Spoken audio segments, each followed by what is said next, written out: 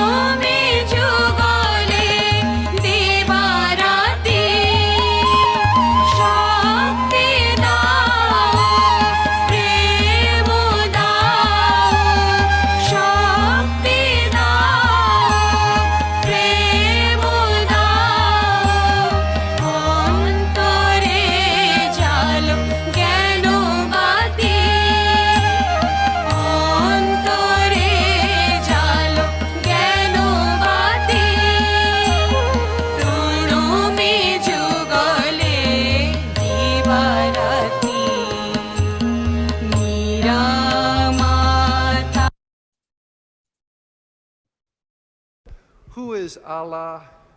Who is Ram? In other words,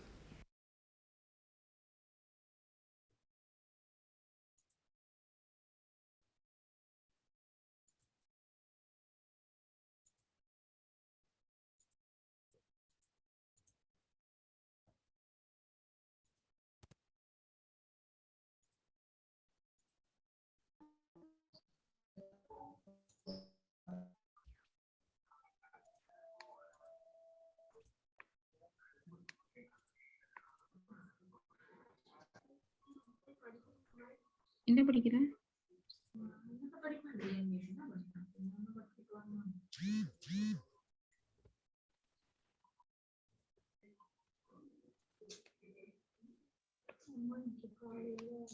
Is it not coming, Randhir? This pitch singer, Raghupati Raghava Rajaram? I think there is a network issue, maybe. Okay.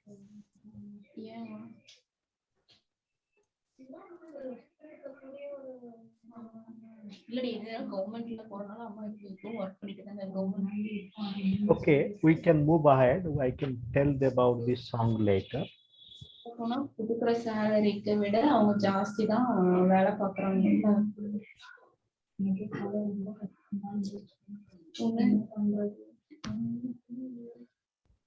Just let me try. Just wait a minute, dear friend. Yes, I got it. there are two names. Ragapati Raghava Rajaram Patita Bhavana Sitaram Ragapati Raghava Rajaram Patita Bhavana Sitaram Sitaram Jai Sitaram Patita Bhavana Sitaram Sitaram Jai Sitaram Patita Bhavana Sitaram Bhagapati Raghava Rajaram Patita Bhavana Sitaram Raghupati Raghava Rajaram Patita Bhavana Sitaram Ishara Allah Tere Naam Tabko Sanmate Deva Gavan Ishara Allah Tere Naam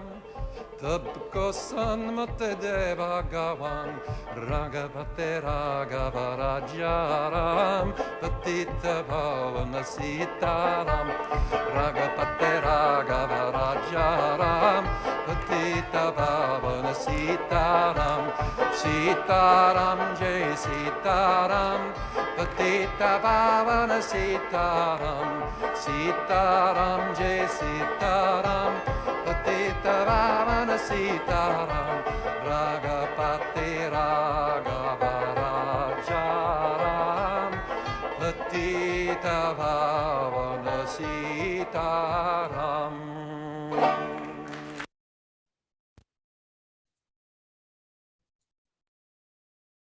Thank you so much for your kind attention, dear and respected friend. Today's book discussion webinar is dedicated to the Golden Jubilee celebration of Madras Institute of Development Studies, and it is jointly co-nurtured by Madras Institute of Development Studies and Vishwaneedam Center for Asian Blossoming, Puducherry and Chennai. First of all, thank you so much for your kind participation. It gives me a great pleasure to welcome Professor Ananta Kumar Giri, the editor of the book by which we are going to talk about. And I would like to invite and welcome Professor Christopher K. Chapple from Loyola Marymount University, Los Angeles, USA. We have another panelist, Dr. Maroof, a creative thinker and creative writer from Jammu, Kashmir. Thank you so much, sir, for kindly expectation of acceptance of our invitation. And I welcome all respected friends, writers, viewers, listeners, both on Facebook platform and Zoom platform. Let me give a kind of brief introduction to Vishwaneedam Center for Asian Blossoming, a public trust and intellectual think tank. There is an epochal need for people and scholars of Asia to come together and learn together. At present, very few such spaces exist where people of Asia from diverse backgrounds and countries can come together and learn together. There are not many think tanks and centers of conjoint meditations and reflections where scholars and leaders of Asia can come together and learn together. Keeping this epochal need and challenge, we some seeking souls and seed workers are trying to create Vishwaneedam Center for Asian Blossoming. We have registered this as public trust in Puducherry, India recently. And on behalf of this trust, we nurture many projects and activities in different institutions, universities in India, Asia, and abroad. So first, I would like to invite Professor Ananta Kumar Giri, editor of this book, to share his view on the book, and then we are going to listen our panelist.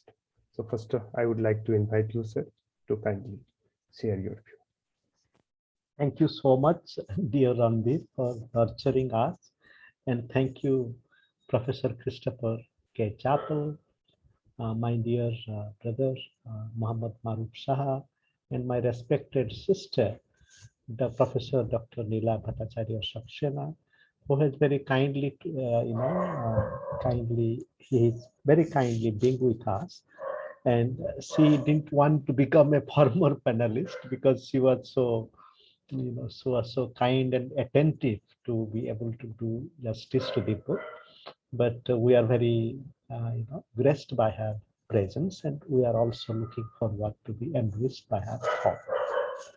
Dear friends, we take this opportunity to gift our book, Mahatma Gandhi and Sri Aurobindo, to you and to our world, our seeking world, our listening world.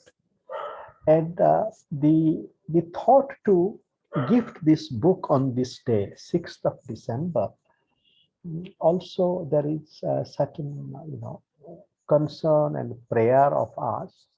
And let us not forget that on 6th of December in 1992, Babri Masjid was demolished. And a few things have changed in the recent years. Now there is a temple, Ram temple, being built in Ayodhya, and but the kind of the process that led to the demolition of Babri Masjid, it is not so much as demolition of a structure, it is demolition of our trust, our way to understand each other, and that still continues. So on this day, 6th of December 2021, so we want to gift this book as a way of finding ways, both in our individual life, collective life, in our life of the world, that how we can overcome these forces of destruction that are in our self, society, and politics, and really build temple and masjid, gurudwara, as well as the whole. In fact, Guru Nanak had sang a song in front of the Jagannath temple, and that is the arati for the cosmos. So how do we also, build temples in our own heart? Here I am reminded of the multiple alternative ways of thinking about temple. For example, as 12th century spiritual seeker and social reformer. He has this line: "The rich make temples for Shiva. What can I, a poor man, do? My legs are pillars. My body itself is your shrine. The head a cupola of gold. Listen, O Lord, in whom everything is united. What is standing fixed? What is standing fixed perishes, but not one which is dynamic." And so with this, I'm also reminded of, as we gift this book in this year, which also is the 150 years of our journey with Sri Aurobindo, and our 150 years of being with Gandhi is also, we are in that state. So in this moment of 150 years, we offer this book. But as we offer this book, I also remember a very deep meditation of Ramachandra Gandhi, who is the grandson of Mahatma Gandhi. In fact, there is a very beautiful link, bridge between the grandfather and the grandson, and not only grandmother and the granddaughter, because the wish of the grandfather, there is a possibility to be realized in the generations of the grandchildren. That is the teaching, for example, in the Judaic tradition, the whole generational creativity. Ramachandra Gandhi, in his book Sita's Kitchen, it tells us, he who goes to the place of Babri Masjid and Ram Temple, Ram Ki Chautara, and in a corner he finds a place called Sita's Rosei, Sita's Kitchen. And Ramachandra Gandhi walks and meditates with the space and time. And he writes that how annihilationism is the highest stage of development of dualism.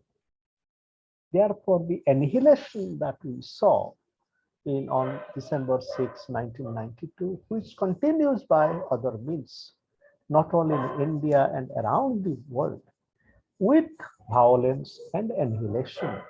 How do we really cook and cultivate Sita's kitchen? And how do we really cultivate non-dual as a moving process? And therefore, Sita, as the creator of the non-dual, has a very interesting resonance with Savitri, Sri Aurobindo's epic Savitri, where Savitri is also doing sadhana with death, which is also a manifestation of a dual in some way. So the challenge before us is that how do we work and meditate with Sita and Savitri in a way of cultivating the non-dual, the whole calling of the mother goddess, the work of the mother goddess in us, so that we can, make an alternative to the cult of violence that is all around. With the initial song sang by Pete Seeger, Raghupati Raghava Rajaram, I also want to offer here the song of Sri Aurobindo, his poem Invitation. With the wind and the weather beating around me, up to the hill and the moorland I go. Who will come with me? Who will climb with me? Wade through the brooks and tramp through the snow. In this poem, Sri Aurobindo is also using a line, writing a line, to live widely and freely.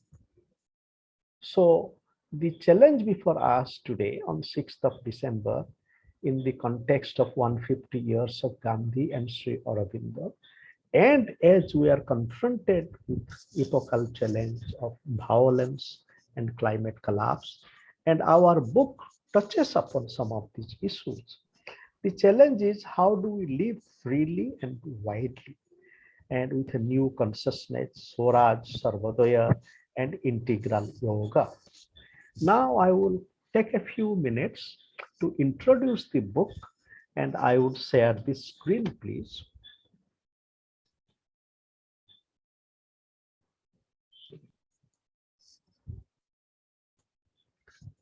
So here Mahatma Gandhi and Sri Aurobindo, and here we have both of them standing and also moving, and with not so much cloth on their bodies. And these pictures also show us the similarity between them. And this book is dedicated to Radha Bhatt, who is a dedicated, activist with Gandhi, Richard Hurst, a very devoted scholar with Sri Aurobindo thought, Chittaranjan Das, a devoted scholar, activist with Gandhi and Sri Aurobindo, and Mahendranath Mohanty, a dedicated person bringing both Gandhi and Sri Aurobindo in education. And this book, the foreword is written by Professor Fred Dallmayr. And then we have the part 1, which deals with life, history, and visions, Gandhi, Aurobindo, and the idea of, and then it begins with the essay by Nishant Kumar, who teaches in Delhi University, Gandhi, Aurobindo, and the idea of Swaraj as inclusive freedom, which is accompanied by Payal Chattopadhyay Mukherjee, who teaches in Triple IIT Delhi, a meeting that never happened, on her dialogues between Sri Aurobindo and Mahatma Gandhi. Then Steve Brett, a friend and historian from London, writes on Gandhi, Aurobindo, and Second World War, which is accompanied by Professor Asa Mukherjee, who taught at Vishwabharati, Philosophy and Comparative Religion, Gandhi and Sri Aurobindo, Reconstruction and Reformation of Philosophical Traditions. Then we come to part 2, where we look into issues of reinterpretations of Indian and world traditions, and the essay by Dr. Karl Julius Roebke from Germany discusses Sri Aurobindo, Gandhi, and Rudolf Steiner. Then Professor Vinod Agrawal, who taught at Lucknow University and Nehu, Shillong, he writes about interpretation of Bhagavad Gita during the freedom struggle, Gandhi and Aurobindo and others. Professor Ramachandra Pradhan, a philosopher who taught at University of Hyderabad, writes about interpreting Bhagavad Gita, Mahatma Gandhi and Sri Aurobindo.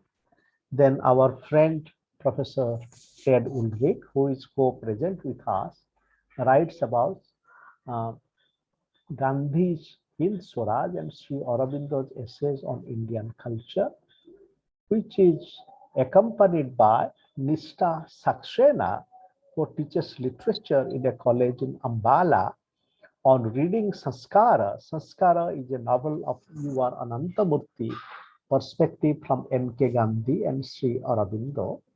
And then Professor Ganesh Devi, a very deep scholar and critic, who has given his life to regeneration of indigenous ways of criticism and language. He writes about the languages of being Indian, Sri Aurobindo and Mahatma Gandhi.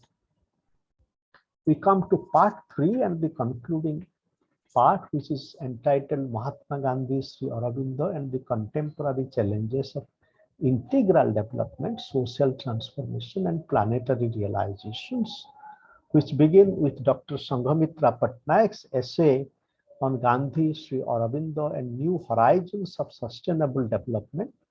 Dr. Patnaik teaches at KIT Law School, KIT University, Bhubaneswar, which is accompanied by Dr. Saji Varghese, who teaches philosophy in Lady Kim College, Shillong, on towards spirituality of environment, a perspective from Aurobindo and Gandhi, which is accompanied by Bindu Mohanty, who lives in Auroville, on social practice in citizenship based on Gandhian and Aurobindian thoughts. And then we have the essay by Professor Devidatta Aurobindo Mahapatra, a very insightful scholar of Gandhi and Sri Aurobindo, and now teaching at in a university college in Florida, in Jacksonville, on ideal of human unity, evolution of human society in Sri Aurobindo's philosophy, and glimpses from Mahatma Gandhi's thinking.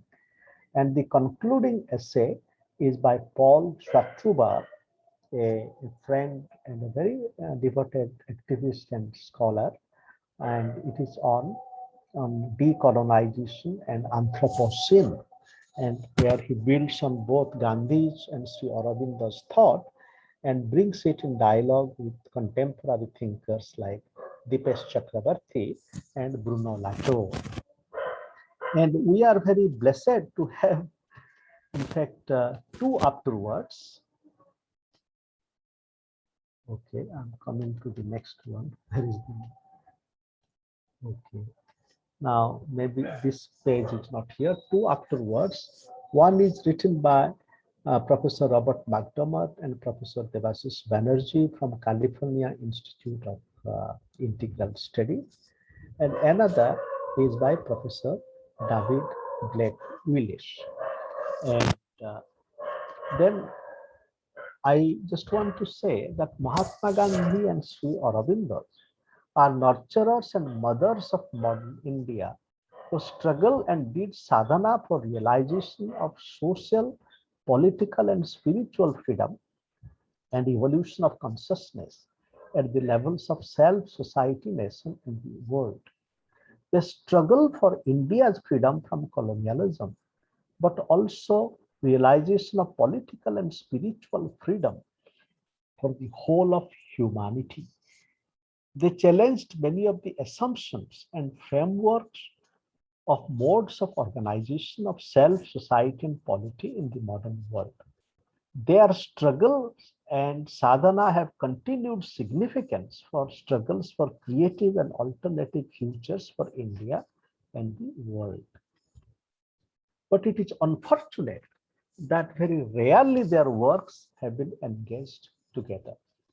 And our book is possibly the first humble effort in this direction.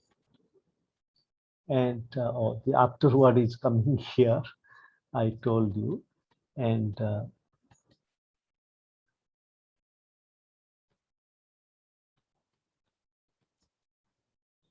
then in my introduction, I just engage with a few issues that I wanted to suggest, that there is a historical issue that our book deals with, then the philosophical questions and questions of state, society, and political organizations. For example, we find similarities and resonances between Gandhi's and Sri Aurobindo's approaches to self, society, state, and political organization.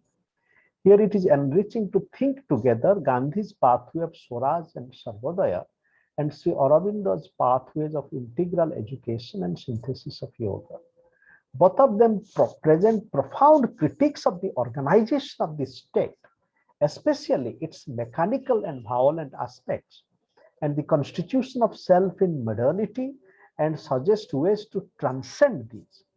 Both Sri Aurobindo and Gandhi call for a fundamental and foundational transformation of the very conceptualization and organization of individual and state. Then there is the question of religion, tradition, and spirituality, that how both Gandhi and Sri Aurobindo had critical and creative engagement with tradition, religion, and spirituality. Both of them discover their own tradition in complex ways. Gandhi first read Gita in English in England, and Sri Aurobindo first read Upanishads in England too. Both of them had a deep love for their own mother languages.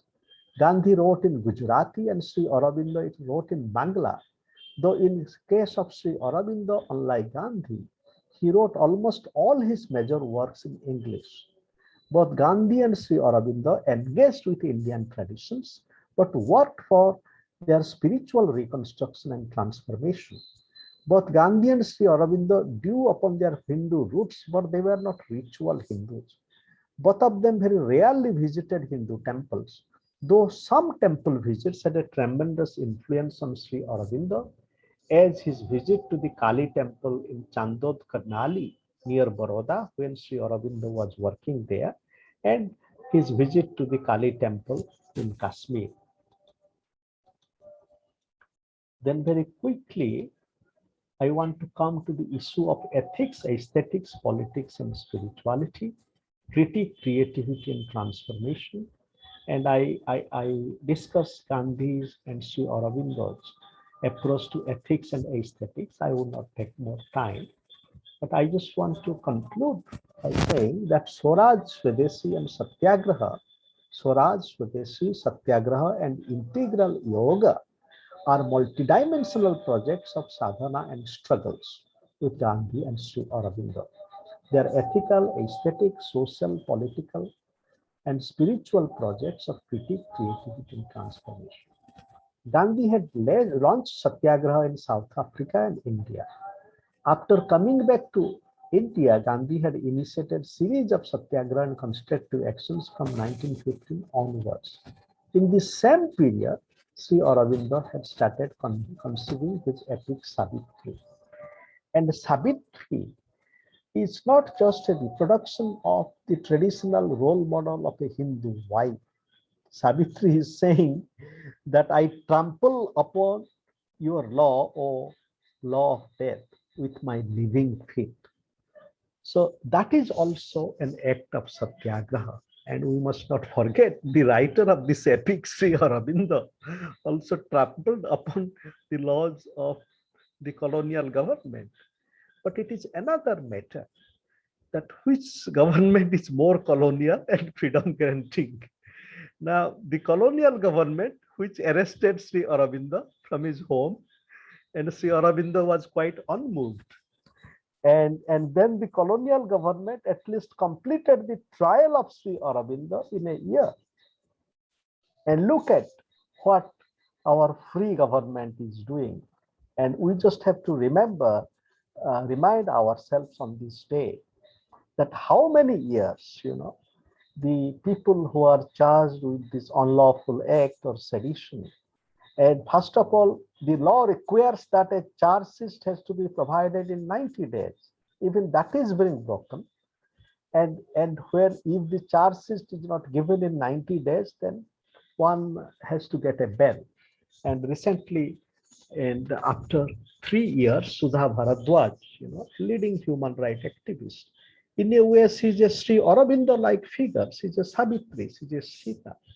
And in fact, these names might sound a bit dissonant, but in any way, Sudha Bharadwaj, and she has given her life to human rights, and then, and okay, she was arrested, but then even the point is, and this is my concluding line, that the whole Savitri in Sri Aurobindo is a symbol as well as a process of courage and resistance. And today we need this courage and resistance in front of many challenges that in front of us. So with this submission, so I'm grateful to you for your kind co-presence. Thank you, Professor Giri, for giving an excellent introduction of your book, and you really, inculcated among us a kind of curiosity to understand both Gandhi and Ambedkar, Gandhi and Aurobindo in a very different manner. And this book actually invites us to engage with the thinking, ideas, and theories of both Gandhi and Aurobindo. So first, I would like to invite Professor Christopher to kindly share his view on the very book. Thank you. It is such an honor to be invited in the midst of new friends, future friends, and to see the names and faces of old friends, including Sudha Reddy. I'm going to do a share screen if I'm so empowered. if the host could enable that, I have just a couple of images and a couple of speaking points. Yes, you can share your screen, sir. Yes.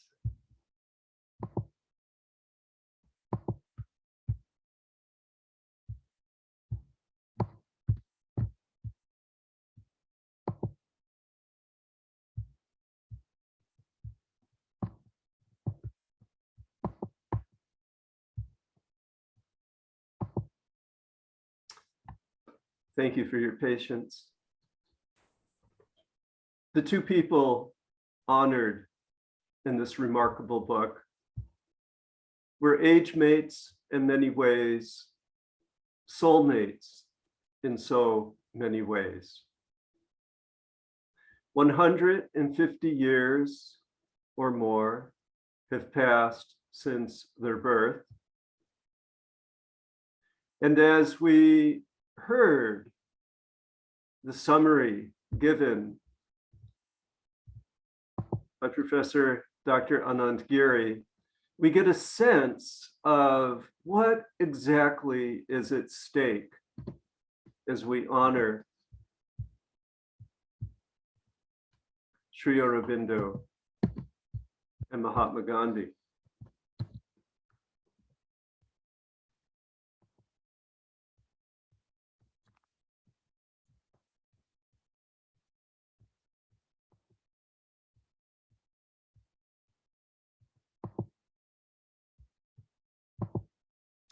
With Mahatma Gandhi, we see the birth of a nation.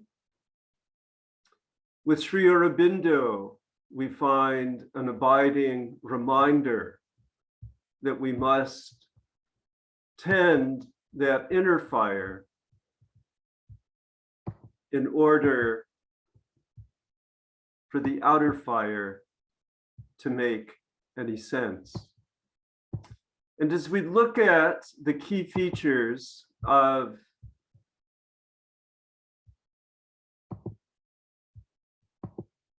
integral yoga, we find these points shared in common between Aurobindo and Gandhi. First, anti-colonial. We must never lose vigilance in regard to the lessons learned by the American Revolution, by the French Revolution, by the Indian Revolution. We must always guard against the ways in which colonialism persists. My local mentor, Reverend James Lawson, who taught Martin Luther King Jr.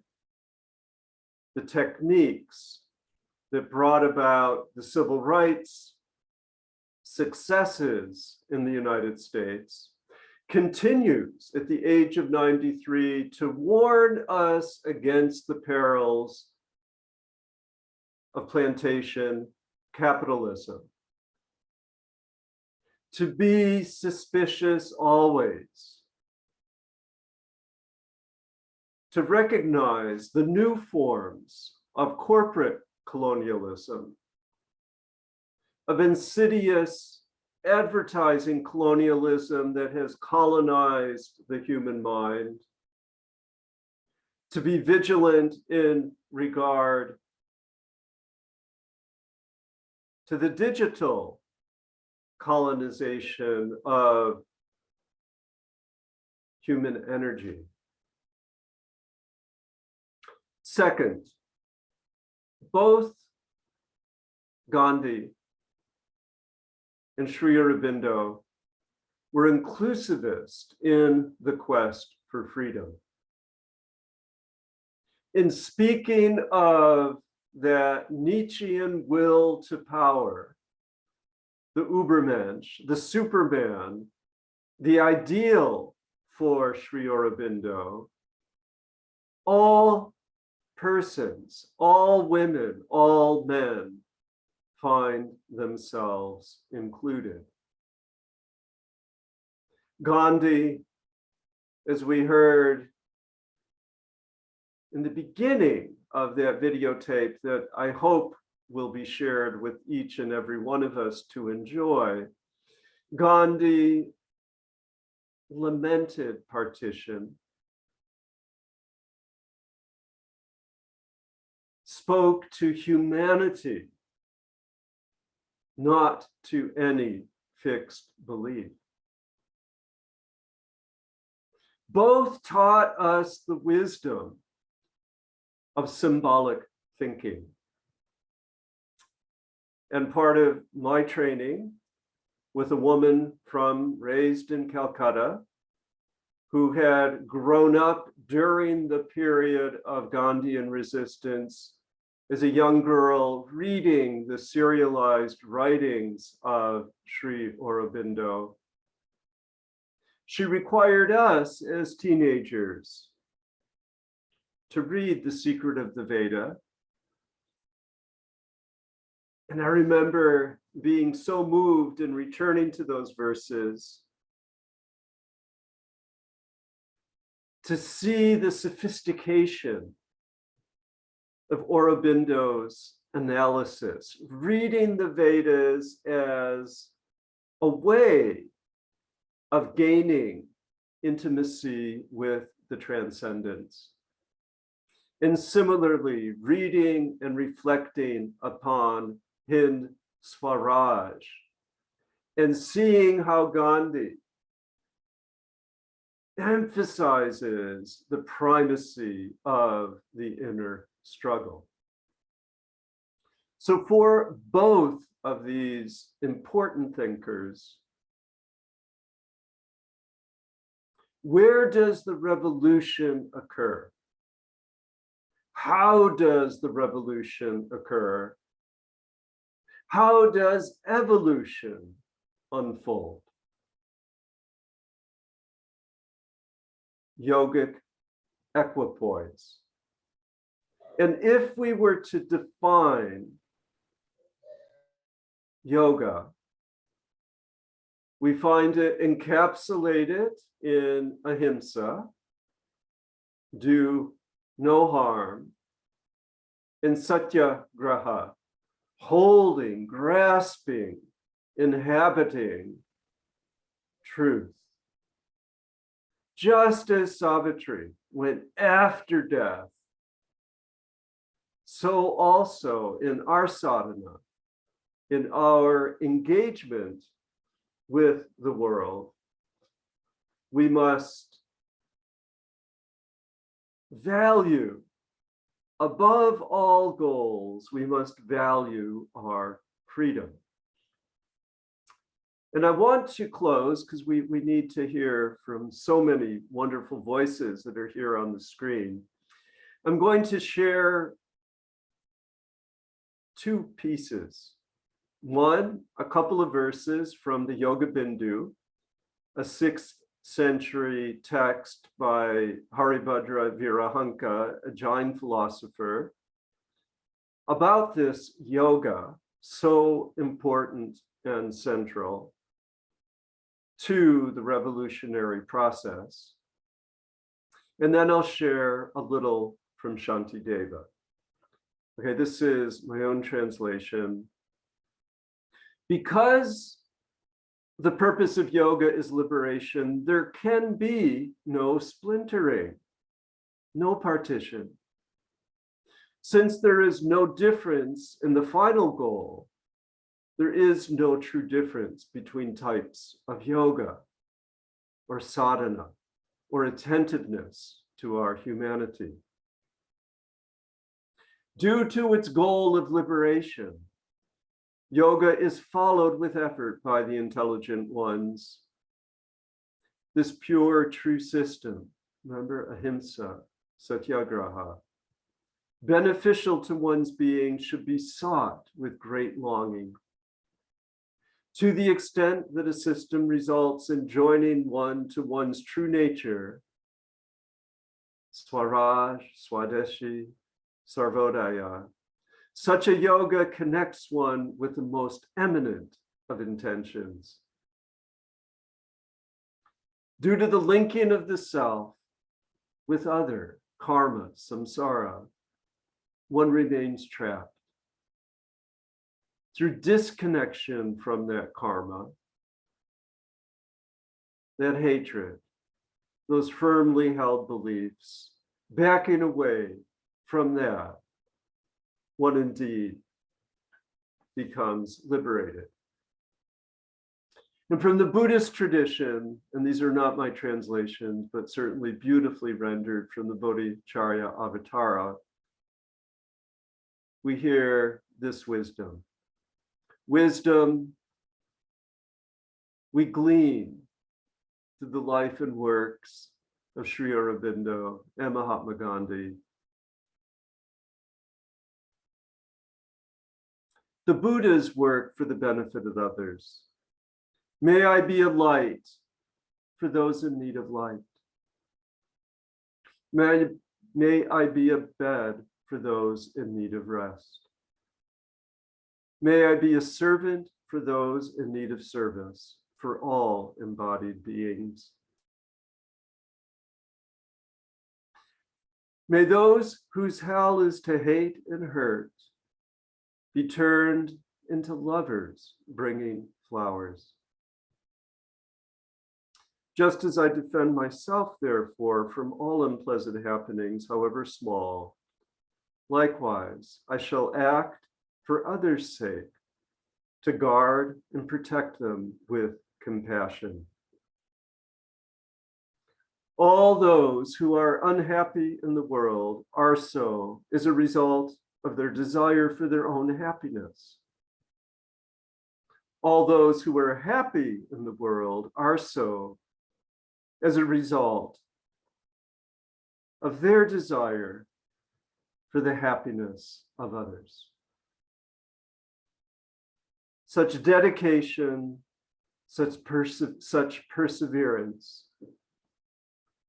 brings us to that point, that place of yoga.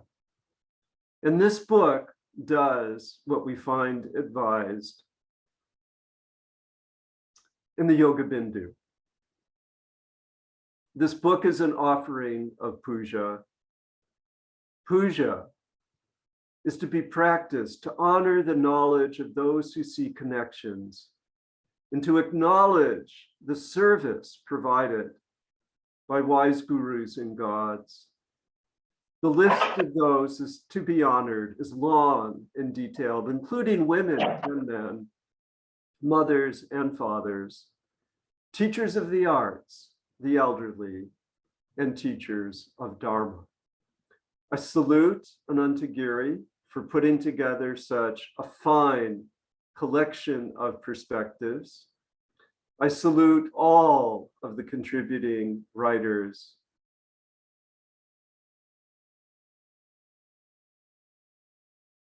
And I invite us to call into our recollection that beautiful music brought forth by Pete Seeger, who sang, I've got a hammer, I'm going to ring it in the morning, I'm going to ring it in the evening, all over this land. It's the hammer of justice, it's the bell of freedom, it's the song about the love we need, brothers and sisters, all over this land.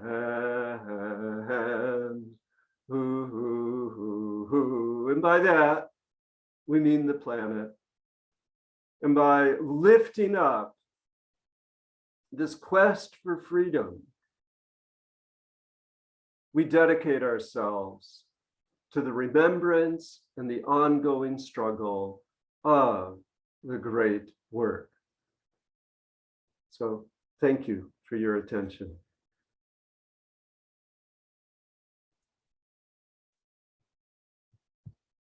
Thank you.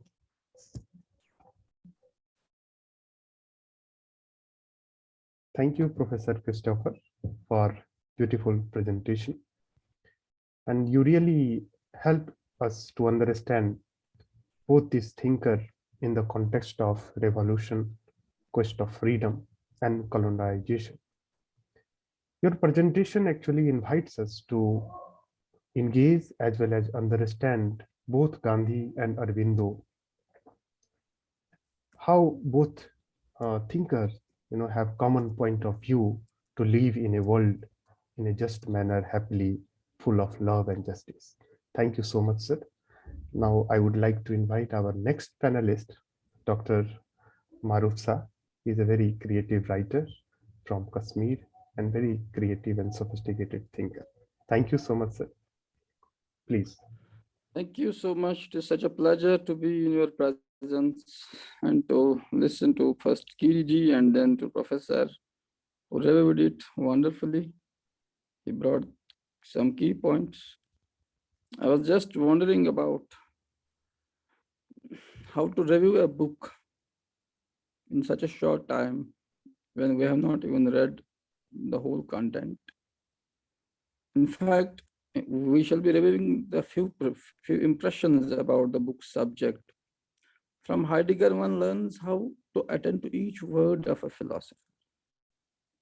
For example, we have wonderful essays here. They have been written with such passion and such subtlety and with such force.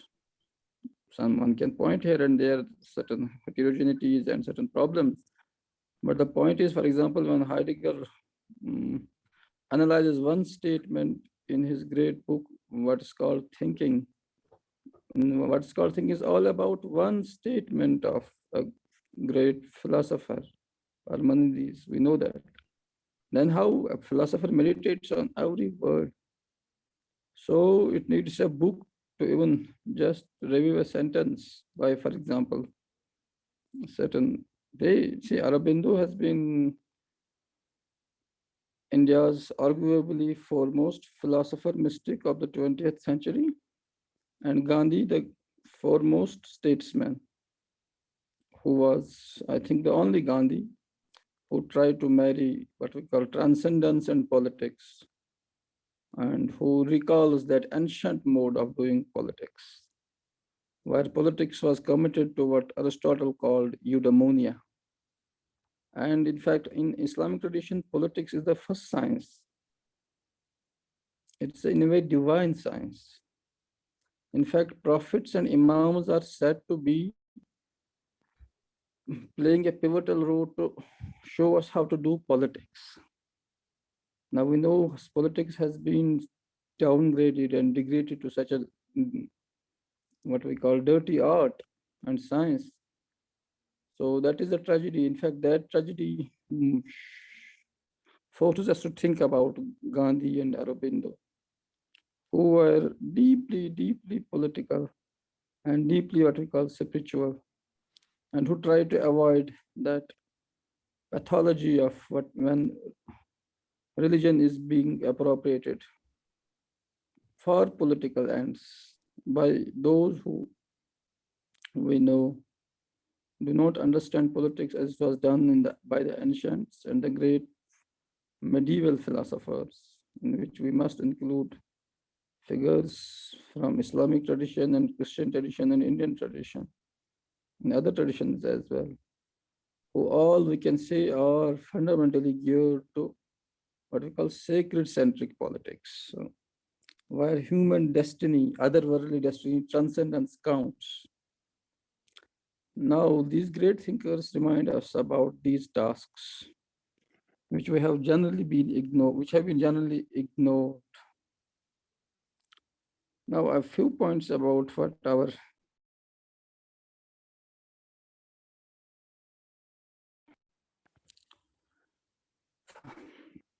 see.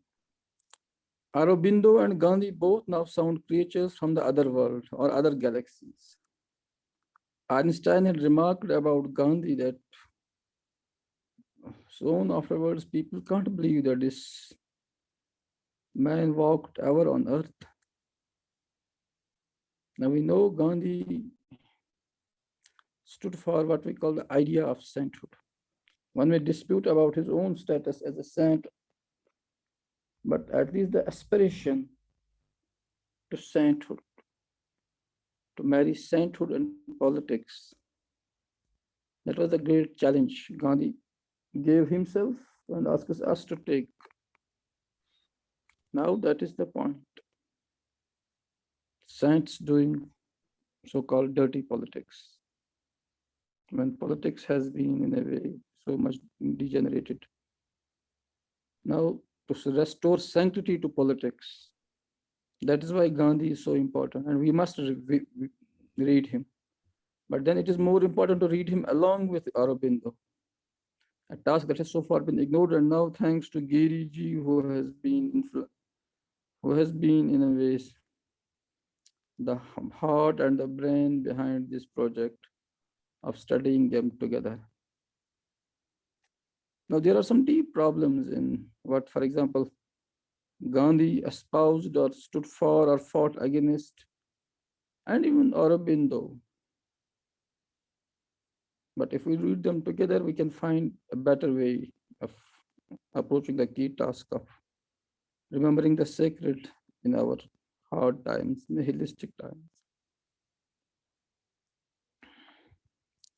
We know our time is a time of crisis. That great A.K. Saran informed us about the crisis of Hinduism. We know Guinun, Ananta Kumar Giri, and many others have also talked about that. But so very few people know what is precisely at stake in any study and any revival of Hinduism.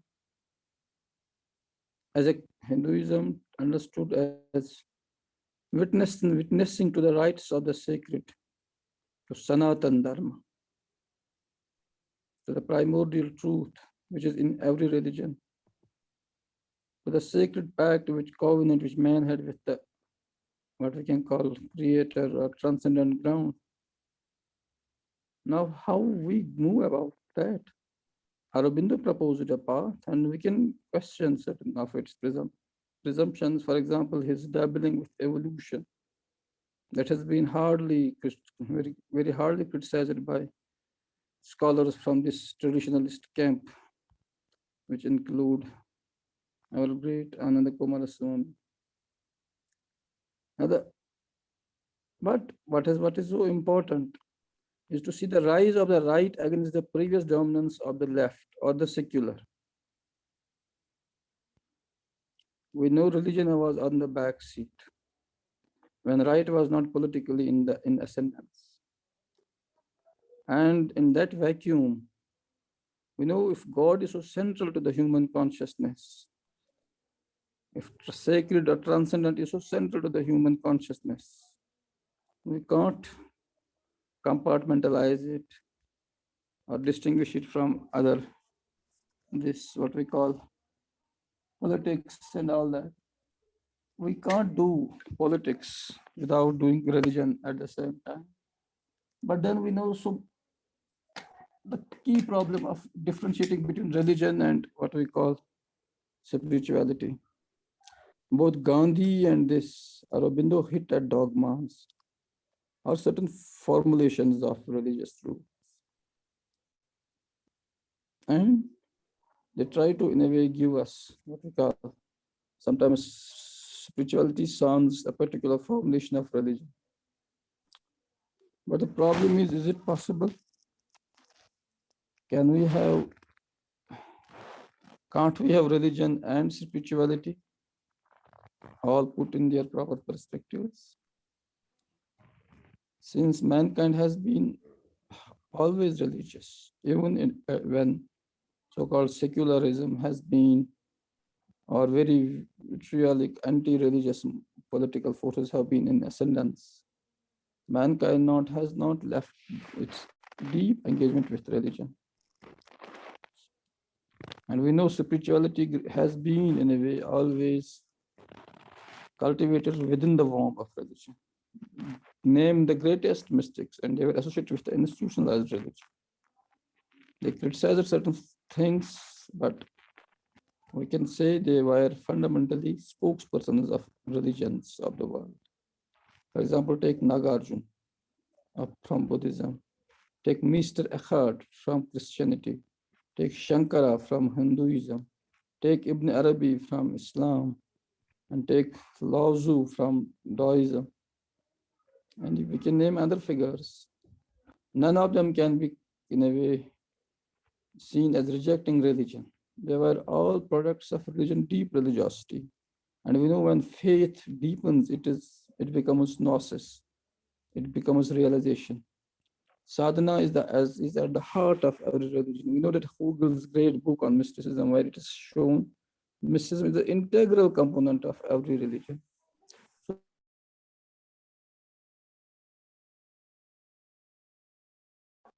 cannot divorce religion from spirituality. They need to be cultivated together. From the depth of the forms can the supraformal be born. This is what, for example, Fritz Schwann would argue. These are great traditionalist philosophers. And the greatest poets that religious traditions have produced, they have been simultaneously mystics and poets and religious believers. Take the greatest poet of the world, Hafiz. He was Hafiz Quran, who remembered the whole Quran and who wrote a commentary on notes on Quran commentary, the great commentary by Al-Kashaf, great commentary Al-Kashaf. So what is this? The modern phenomenon trying to divorce religion from spirituality. But then the key problem is, how do we away with the pathologies of religion when fundamentalism overtakes, when it is cruelly appropriated for political ends? And that is the task that both Gandhi and Aurobindo, in a way, try to engage with. And we are engaging with it. It is work in progress. And central point that Aurobindo especially invites us is art and its place in the worldview of every man. Art should be given due place in life. And we know art has been missing in the contemporary consciousness, or it has been reduced to an object where put in certain museums, commodified. Capitalism has in a way used it, encroached it in such a way that art has lost its essential definition, essential vocation it was for. You know that Kumaraswamy has a great book that on Oriental or true or Christian philosophy of art, which is in fact the Indian understanding of art, Eastern understanding of art. And that Satyam Shivam Sundaram, the equation of beauty and truth, which we find in Gandhi as well. So art is what connects, emphasis on art that you find more in Aurobindo. But Gandhi, when he invokes truth and truth identification with God, he's trying to point something fundamentally similar to Aurobindo, a point that has not been much discussed in this book. So to give art its central place in the human consciousness and in the integral understanding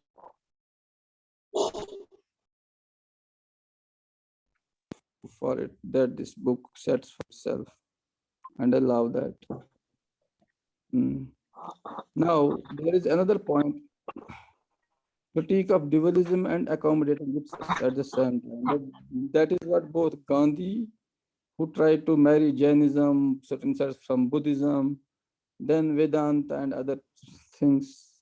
We know he had their task was in a way trying to reconstruct religious and philosophical thought. But there are some problems with that reconstruction, but those problems have not been much highlighted in this book that I cannot say it about all the essays. I couldn't read all of them, but especially first 3-4 essays, that point they have pointed out, they have tried to reconstruct what are the problems with that reconstruction. Those have not been highlighted. Maybe they have been highlighted by other essays, by other contributors to the book. For example, the paradigm they have been trying to build, the hermeneutics they have been engaged in, that is in certain points not very well theorized. And we know we have far better now approach to comparative religion and comparative mysticism and philosophy, that we are now better able to approach certain knotty issues. But the only thing I would here like to state is that their construction of Vedanta, for example, Aurobindo's construction of Vedanta, there are some problems in it. We know Vedanta, Shankara is life affirming. He was one of the most active mystics ever. He traveled so much, he fought so many battles, maybe verbal battles, but he fought, what if he could in a way reconstruct a civilization? He could give a whole culture a new, in a way, flip. So how was it possible? We know the greatest prophets, greatest mystics, they engage with the world, but they engage it at their own terms, from the higher side of, from their, we know the greatest action is no action, what we call wu vi in Chinese tradition. So contemplation is not against action. Contemplation, soulful action is what contemplation, what requires contemplation. Iqbal was a great Indian Islamic philosopher who made this point at the beginning of his reconstruction. In fact, the contemplation and action are not divorced in Indian traditions. They are invoked. Spirit is a witness to the action, but a soulful action involves spirit as well. So that needs to be understood. So world is affirmed in all integral traditions. No integral tradition rejects the demands of the body. Christianity has been so, in a way, often accused of rejecting the demands of the body. But when we read Aquinas, when we read modern major Catholic philosophers, in fact, if we read simply Bible, we can easily find that this is a later reconstruction, this is a later critique that modernity wanted to invent against the project of religion, that, and it accused it of rejecting the demands of the body and all that. But just that debate we cannot enter here much. Now the key contribution of this was, if for example, I was reminded of Abhinav Gupta, who in a way gives central place to non-dualistic Shaivism, but then he says dualistic currents are in a way helpful at their own level. None has the comprehensive truth. Comprehensive truth, he says, is with the non-dualism. With Aurobindo, we will say it is with integral yoga. But there are approaches that we can say this does not belittle other traditions, but it only gives them a place. We need to situate every tradition at a particular point. They are for certain individuals and for certain attaining certain ends. Then when we move further and further and further, we somehow in a way arrive at non-dualism according to these thinkers. But this non-dualism is then not a proposition. It is such a comprehensive thing that dualism is recognized as applicable to this world when we have body and the consciousness of the body and the separate as separate. We all know we have hunger, we have bodily needs. So if it's, and we want to do this or that, there are problems in the world. As long as we recognize we are all dualists to that extent. But deeper down, we know from an aesthetic point of view, from a nirvanic point of view, that somehow in a way things fall in place. That deep down God is in every small phenomenon, in every event. And then we can in a way find what they call yogic equipoise, to which our learned reviewer gave us a special attention. Now, so for example, Aurobindo in his Life Divine and his Integral Yoga and his key statement that all life is yoga. And I think Gandhi illustrated that all life is yoga. Nothing was trivial to him. Every act was to be sanctified. Sacred has to be infused in every act. In fact, that is the requirement of every tradition. But both Gandhi and Aurobindo put it in their distinctive styles to bring it to the to our notice. Important points that our reviewer raised, for example, anti-colonial. Very important point, he illustrated it beautifully. I was so happy he hit hard at capitalism and it has so many forms. Like Ravana, this capitalism has 1,000 heads. You try to kill one, another is getting birth. So, but I would love to point out There is a poverty in our post-colonial thinking. We have not been able to dislodge the thinking which colonialism in a way brought with itself, assumed or was complicit with, and our anti-colonial or post-colonial thinking has not been competent enough to dislodge that. So that is I have written a paper on it, the poverty of this anti-colonial thinking in major post-colonial writers. But I would at least point out one of Gandhi's statements when he pointed out Western civilization is an interesting idea. That was his way of dismissing this narrow appropriations of the West and the East, so-called.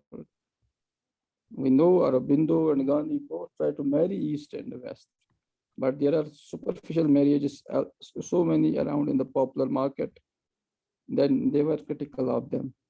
But then, as traditions have pointed out, certain things such as evolutionism were so much in the air that Aurobindo was forced to appropriate it.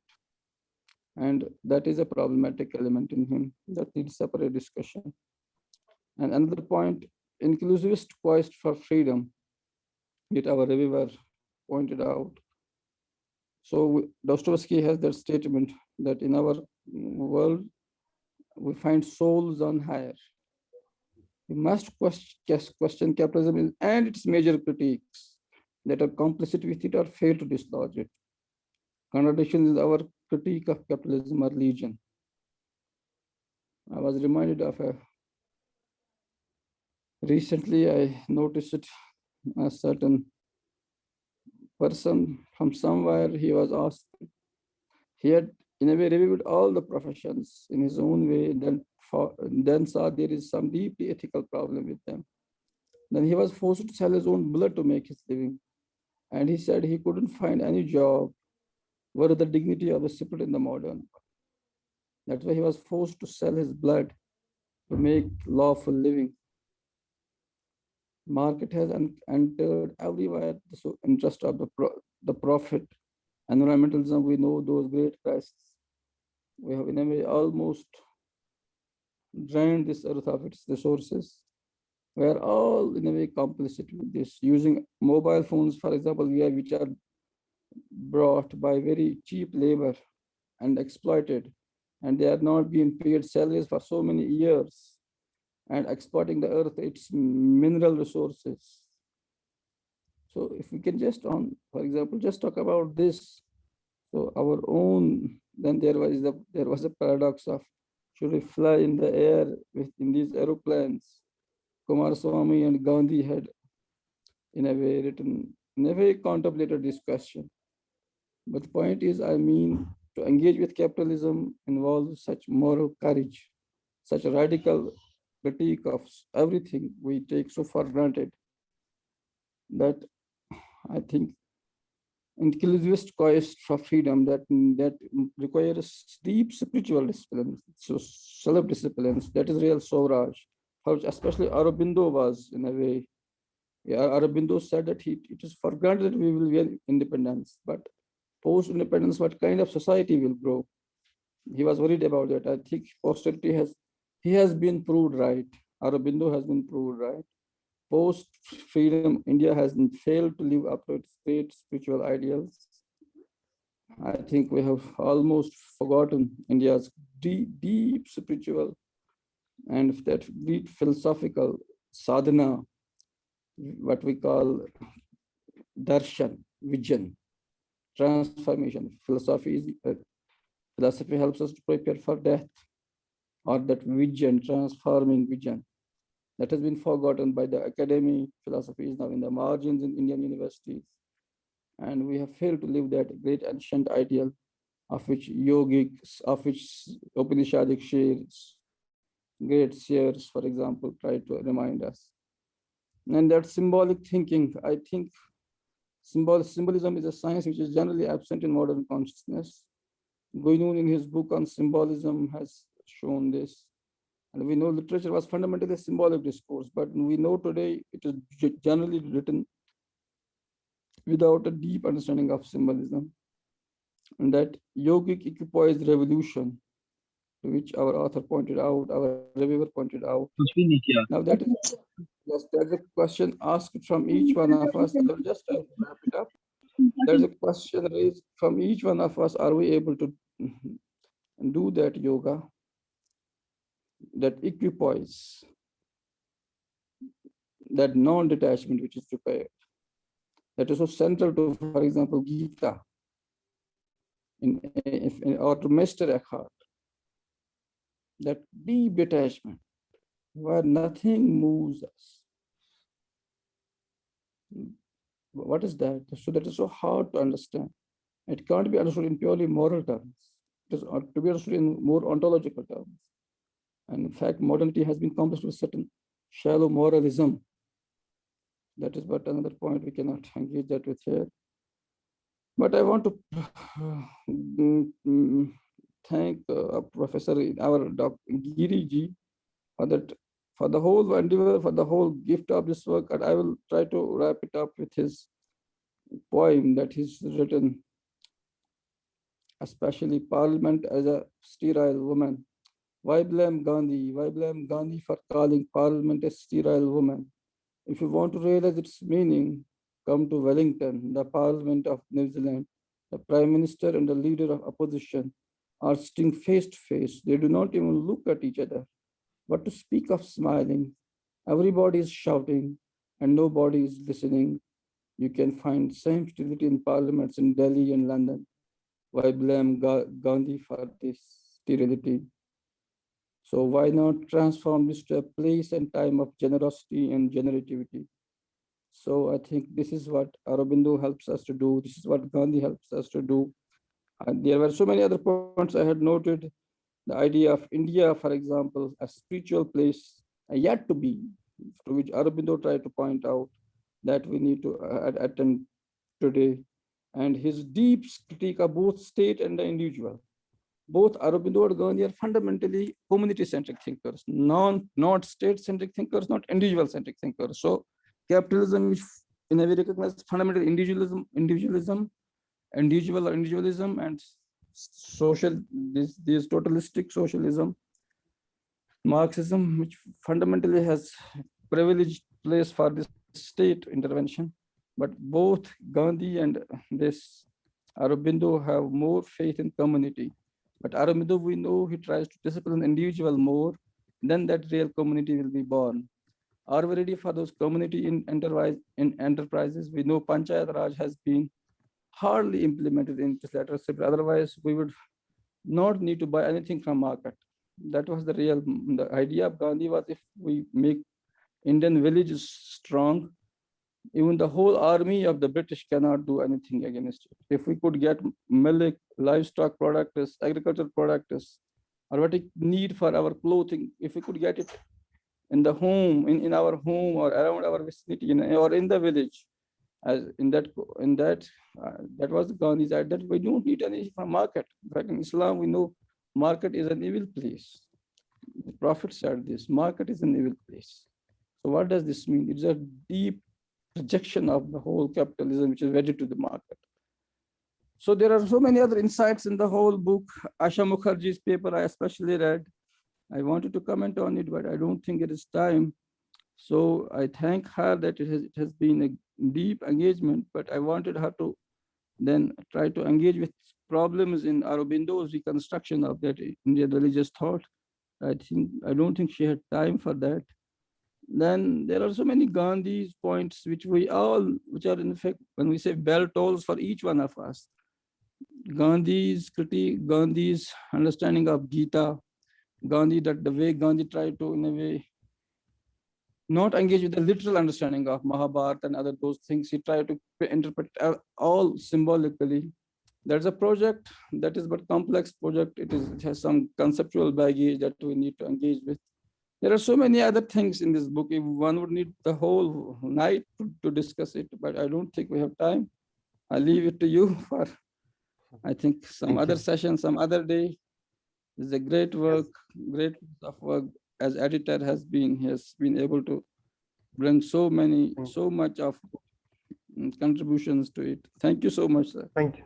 Thank you. Thank you, Dr. Maroof, for beautiful comments full of philosophical insights and really making us understand about the ancient mode of doing politics.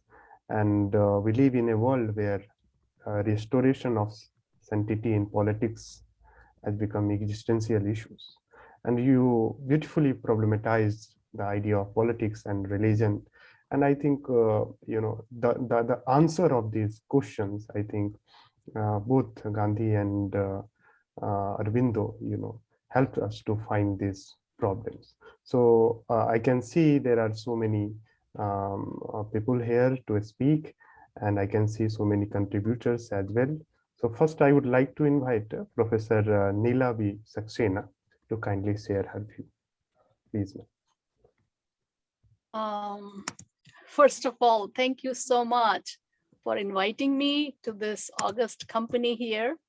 And I don't feel terribly qualified, but still deeply, deeply grateful and difficult to follow these Professor Shah and Chapple.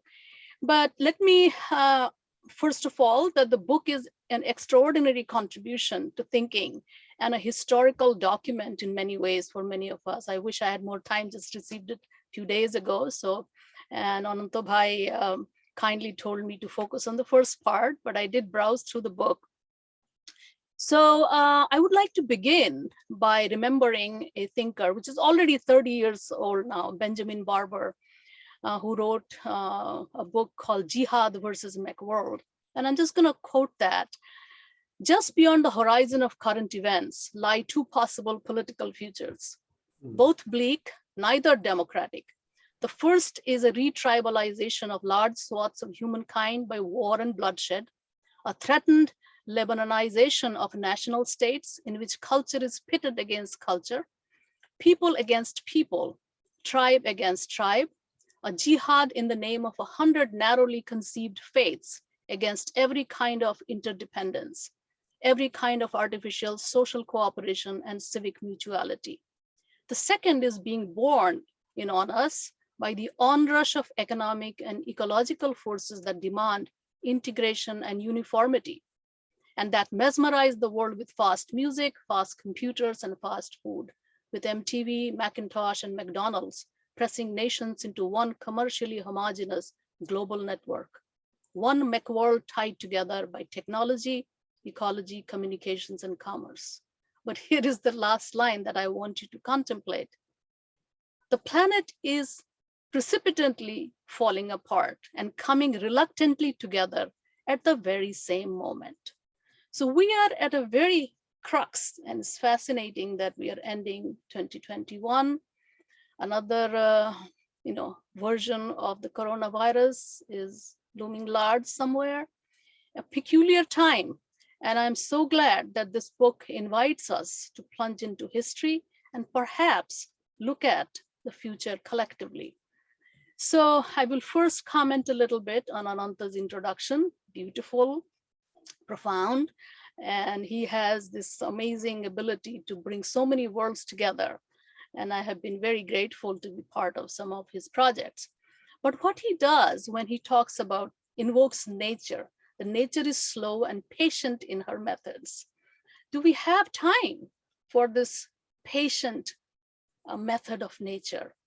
He writes, she tempts humanity, her thinking instrument, and tests how far it is ready for the harmony she has imagined. She allows and incites man to attempt and fail, and so that he may learn and succeed better another time. So at this point, we do not have the luxury to fail. We have brought the world, and I know one of the essays does bring the Anthropocene, another one on Sanskara, the hypocrisy of Brahmanism. There's so many things that are at stake right now. And then again, Ananta reminds us that how the human intellect has been so much mechanized by physical science that it is likely to attempt the revolution. It's kind of through mechanical means. So we're living in this world. This is transhumanist, world of AI. Literally, we are bombarded by technology, fascinating, magical technology, including the one we are using right now. But we are also facing a kind of precipitous situation that, for example, historian Harari talks about, that these machines are hacking our consciousness right now. We have to learn how to really go deeper inside us if we want to resist this powerful machine. So in a way, both these two powerful masters, Gandhi and Aurobindo, who invited us to enter a different realm, are vital for us. But their relevance, as Professor Shah, their limitations, very, very powerfully invoked. There are limitations and we need to recognize them. Now, some of the questions that, again, Ananta raised in his introduction, whether do they interpret, perceive, and relate to the Brahma in Sri Aurobindo as mainly Brahminical. And he also raises some questions, why the upper caste are usually, attracted to Aurobindo and even Gandhi. Then he asked, do they realize the significance of challenging, transforming, and destroying caste hierarchy and caste dominations as posed by Ambedkar? So these are very, very important questions that Ananta has raised in his introduction. He also actually refers to Buddhism, but it was not very conscious how they were influenced by these. And then since I am a scholar and practitioner of Tantra, especially Vajrayana and Shakta, and as well as many other aspects I'm exploring right now, Gnostic traditions. I have done the Sufi stuff in my other work. So I realized that we need a methodology at this point. Ideologies do not work. We need a methodology. Tantra is a methodology, and I'll come to that a little bit later. And because Aurobindo invokes this figure of Savitri, where there is this fascinating, connected with the resurrection of Satyavan, there is this growth and self-realization of Savitri. Who is she? What is her relationship to the cosmos? And the thing is that this divine life that he's invoking, what is this divine life? Do we even understand what that divine life is? Because there is so much of all this is pure abstraction in the mind. And we have forgotten that actually the rootedness of our life on this planet that we are destroying collectively, because we have digested an ideology of consumption, and there is a lot to be said about that. But given this, we do not have a lot of time. I'll go straight to, I would like to comment on some of the other entries here. But before that, I want to invoke Aurobindo's that yoga as a practical psychology. I like this idea. My friend Debashish, who has written this amazing book called 7 Quarters of Becoming, without understanding the depth dimensions of our psychology. And sometimes I feel that we need a kind of collective psychotherapy, which Tantra does very well, because it's primarily psychotherapy in the beginning, which when all the shuddhis, purifications, understanding the roots of sex, greed, and anger. If we do not observe what they are, all our talks of transcendence actually is futile. So Aurobindo invokes that, and he creates this entire system, powerful system, the Sapta Chatushtaya, and it's very complex, and I'm not qualified to go into that, but that methodology is vital for us to understand, so that we can see what has happened. The aspects of religion, there is this tendency that are there, it's fascist tendencies that we fall prey to because of our unconsciousness. The notions of religion, Professor Shah very beautifully pointed out that you cannot separate religion from spirituality. They emerge, they're connected together. There are rules. Without yamas and niyamas, sitting there and doing meditation is useless. Yoga is $1 billion industry in the United States in many ways. And it's again, to go back to Benjamin's thing that we're coming together and falling apart at the same time, because this is a very, very strange times we are living in.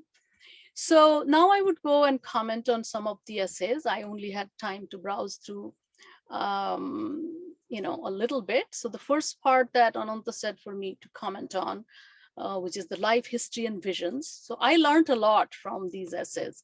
I didn't know. So the idea of Swaraj and inclusive freedom that Nishanta Kumar invokes. And when he says, in fact, at times, and he brings out Aurobindo, and he's a deep, deep insight of Aurobindo, that he prioritizes the importance of inner Swaraj over political freedom.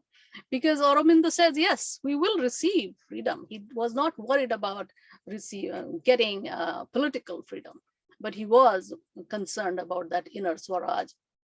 So,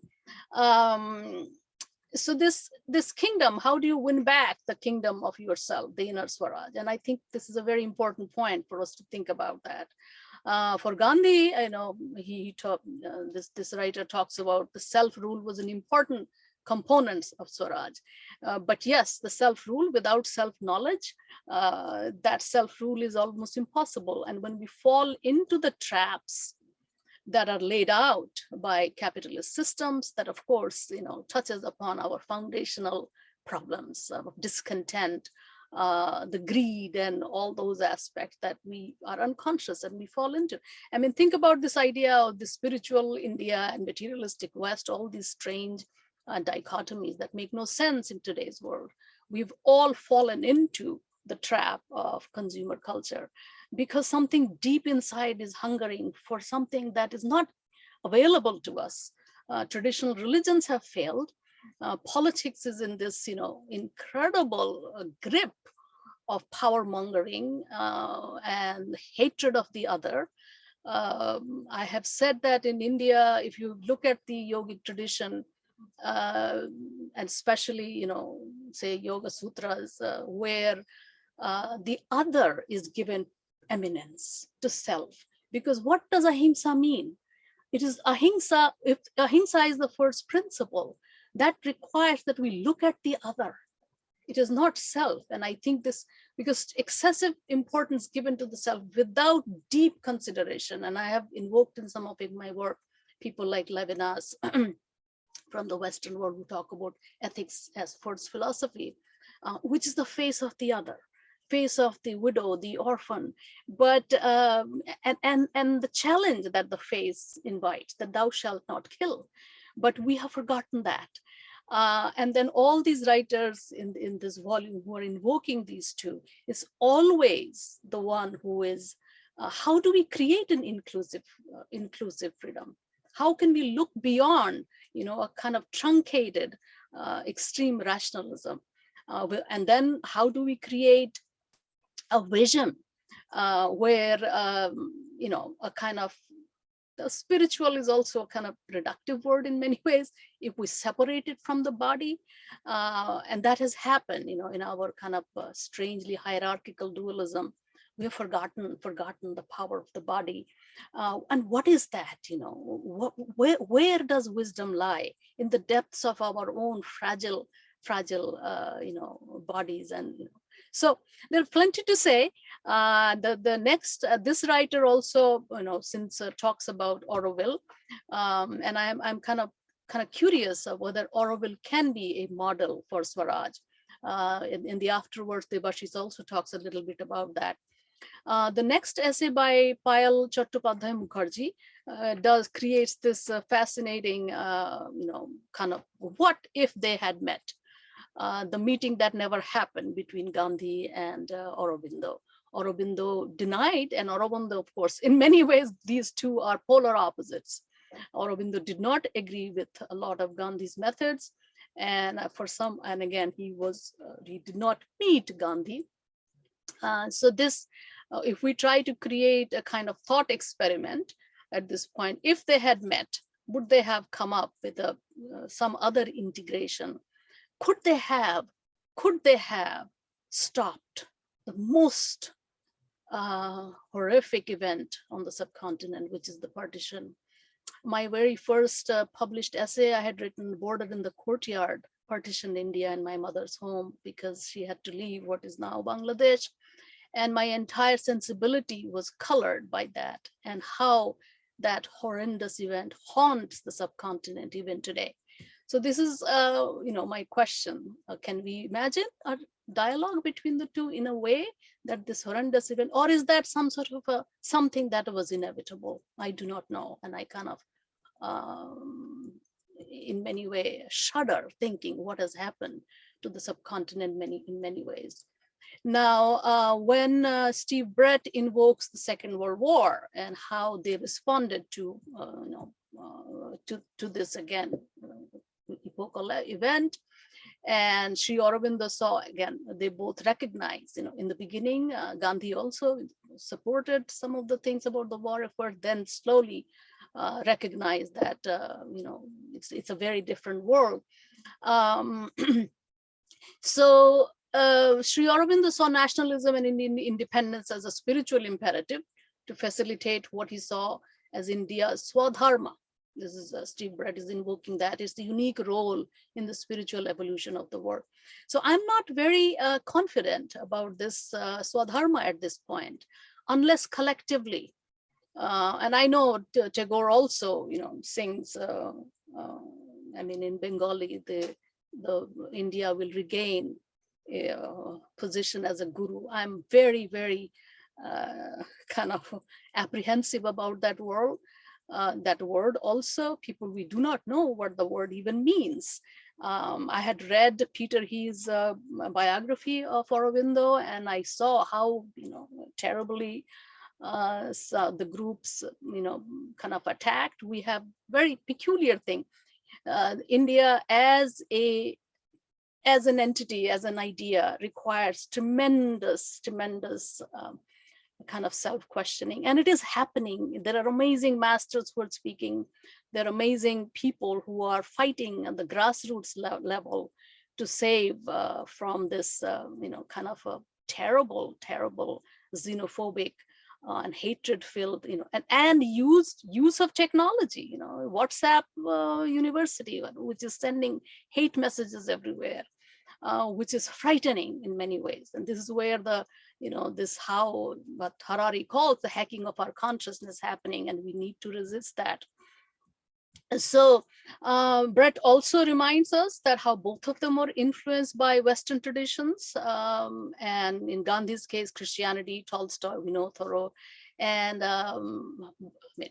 Aurobindo, of course, his first education was in Europe. He knew Greek, Latin before he knew Sanskrit and Bengali. He also reminds us that he was influenced by R.A. Bergson, this understanding of flux. There is tremendous amount of material that we can go and talk about. And then, of course, my friend Ashadi's paper I enjoyed in invoking the philosophy. And how they understand Vedanta and the Lila Vedanta versus the Vaishnava Vedanta. It was a very interesting paper. But so the creative dynamism, she invokes this creative dynamism of the self, that Aurobindo presents as part of the integral philosophy. And she calls him the greatest creative thinker.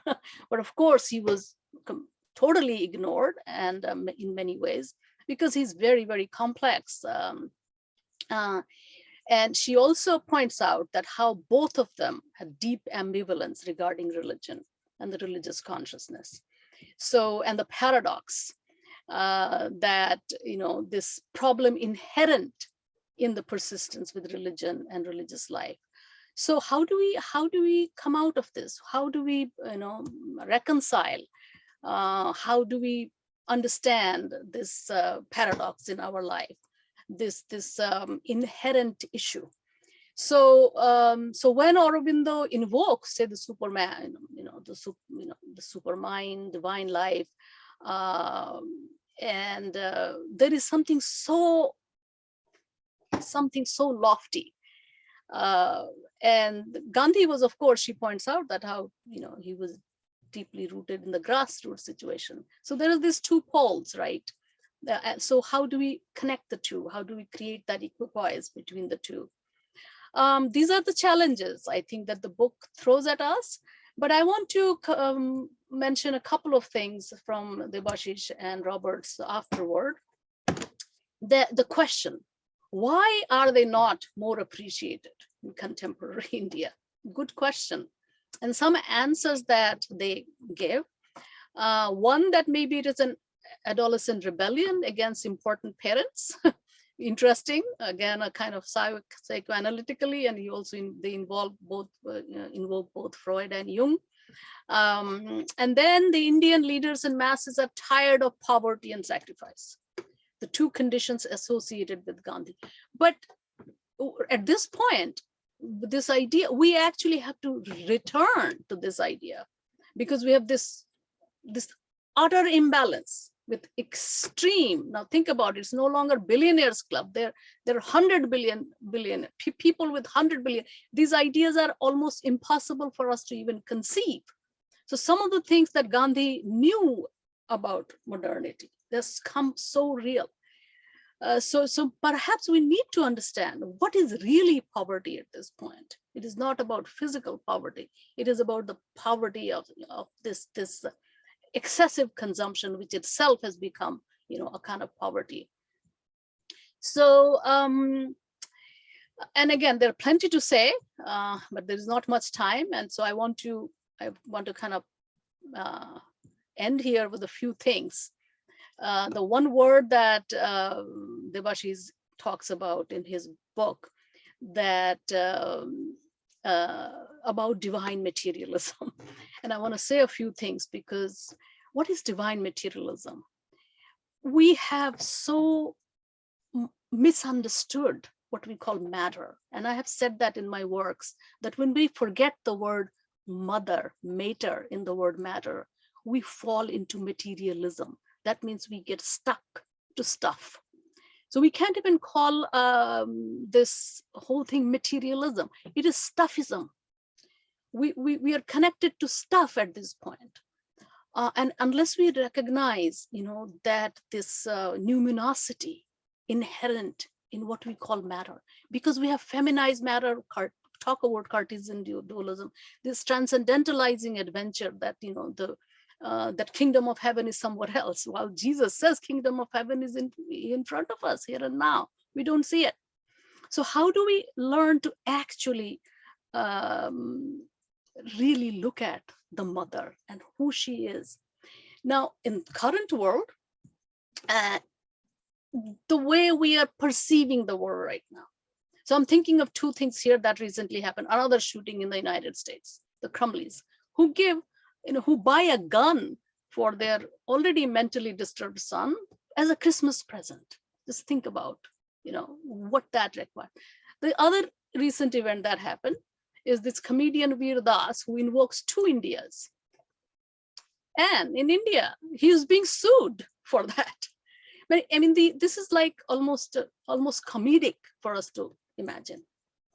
Now, I had written a essay in American Kahani in the beginning of the year, where I called it of churnings, beheadings, avatars, and the spiral dynamics of the Indian subcontinent.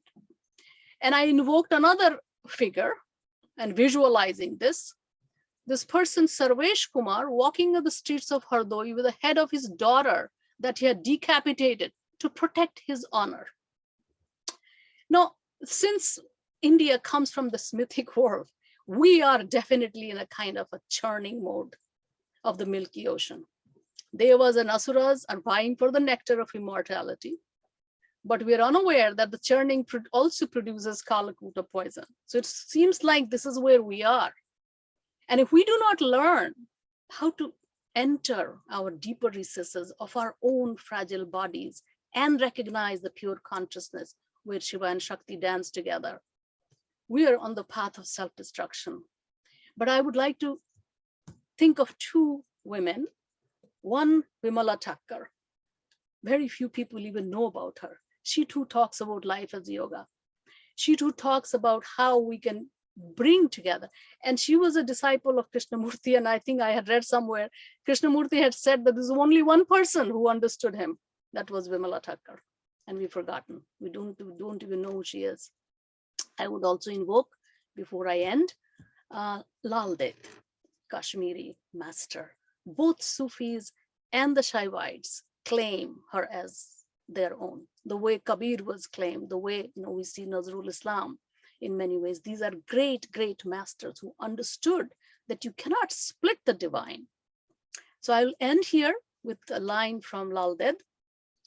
Day will be erased in night, the ground surface will extend outward, the new moon will be swallowed in the eclipse, and the mind in meditation will be completely absorbed by the void inside it. Thank you very much. Thank you.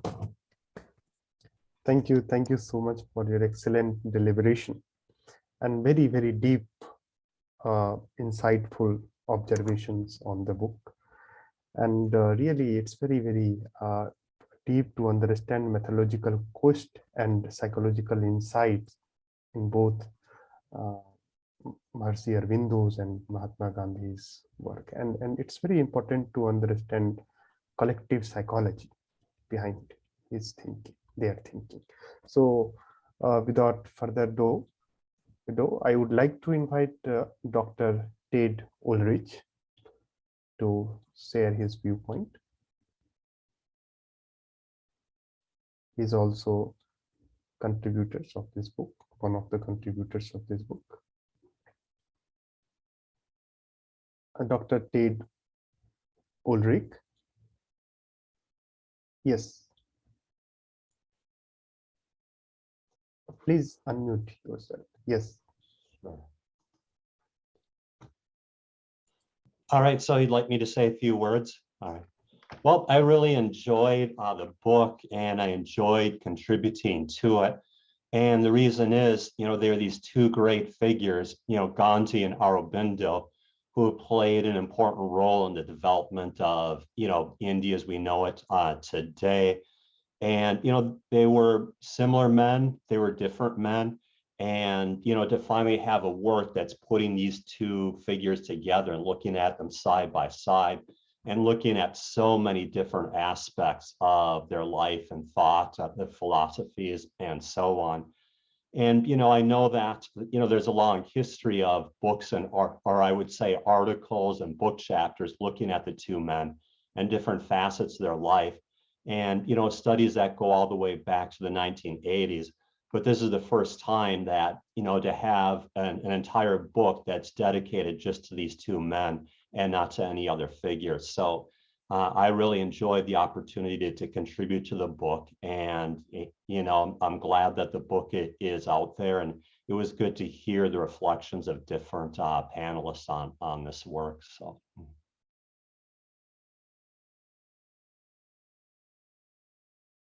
Thank you. Thank you, Dr. Ted Ulrich. Now I would like to invite Professor Asa Mukherjee, ma'am.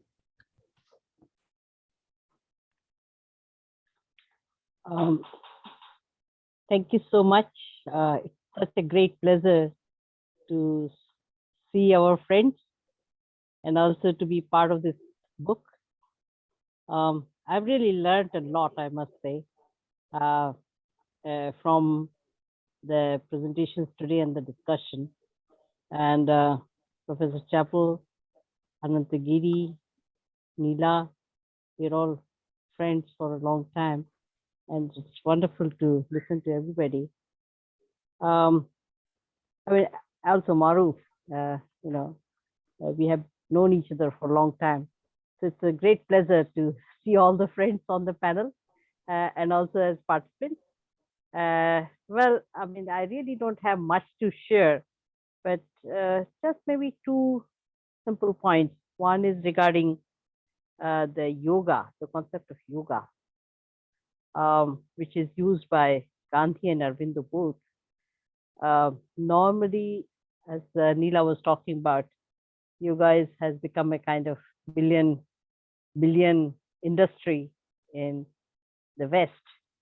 And it's like a globalization of the yoga, which is actually going on. But then the kind of yoga which Gandhi and Aurobindo is talking about, it is a kind of wider sense in which they are using. Karma Yoga, Bhakti Yoga, Jnana Yoga, all the forms of yoga are included here. And of course, Professor Chapple is there. So I wouldn't really dwell much on that because he's one of the greatest experts of the world on yoga. philosophy.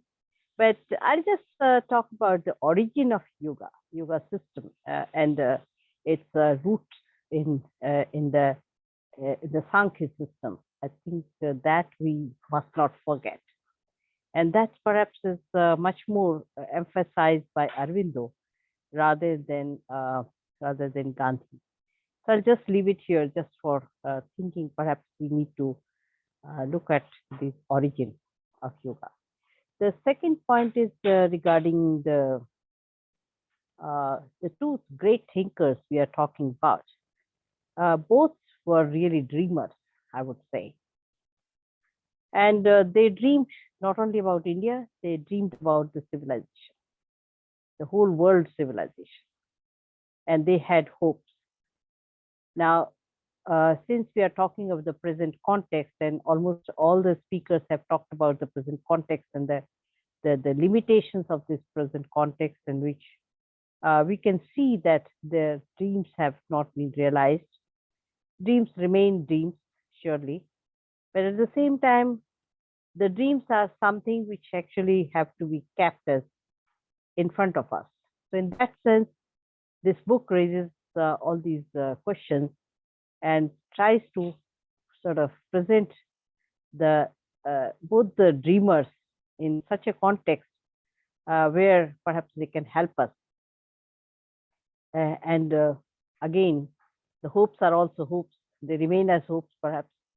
They are also never realized, because otherwise, some of them are of course realized, but mostly the hopes are not realized. So in that sense, they're related with ideals, and ideals remain ideals. Especially, I'm reminded of Nikolai Hartmann, who talks about ideal oughts. So these are some kind of ideal oughts, and we also have ought to do, which are real world problems, which perhaps we need to look at. And I guess all these three worlds, the ideal ought to do, and ideal ought, and simply ought, or just to do. Now, these three worlds actually are the integral yoga kind of thing, which which Aurobindo is talking about. And in Gandhi also, this is a parallel world which is going on. Surely, as Nila rightly said, that Gandhi was much more concerned with to do the real world. Rightly, she has understood what I pointed out in my essay in this book. So I guess, this tension between all these three worlds is a kind of tension which one faces in the real life and in every individual. But at the same time, the other is extremely important, and the other is defining the world. Now, how the other is defining the world or individual world, that's really the question which we need to address in social context, perhaps in the context of Aurobindo, and also in the context of Gandhi. With these few words, I thank everybody, all the panelists and all the friends, for such a wonderful discussion. I've really enjoyed. Thank you so much. Thank you. Thank you. It is always, interesting and healing to listen, Professor Asa Mukherjee. Now I would like to invite Professor Payal, Dr. Payal C. Mukherjee. She is also one of the contributors of this book.